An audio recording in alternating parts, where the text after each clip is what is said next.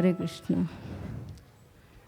Srila Prabhupada, I come from a family of hardcore Smarta Brahmins, and I didn't know who is a Vaishnava, who is the Supreme Lord, because in our, as far as my understanding was, all gods are one, everyone is the same, you can worship any god.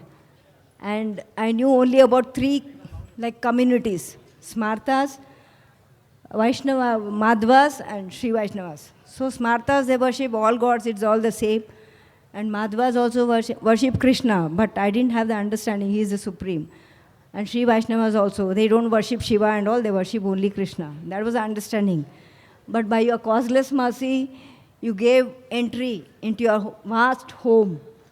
An insignificant person, you gave entry into your vast home. And you gave the understanding through your books, who is the Supreme Lord, who are the Vaishnavas, who are the Vaishnava Acharyas, about whom I had not heard at all.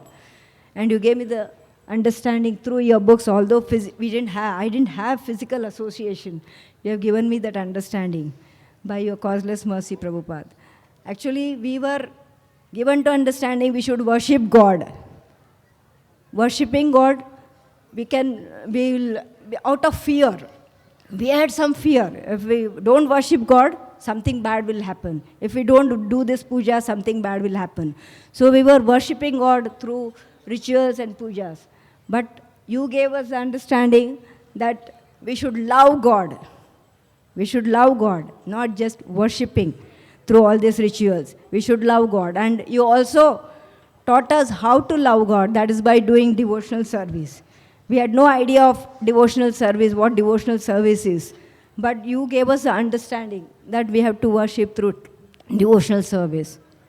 And one more thing is, Srila Prabhupada, you are so fearless and bold. And you taught us also how to be fearless and bold. Anyone coming to Krishna consciousness, they become fearless.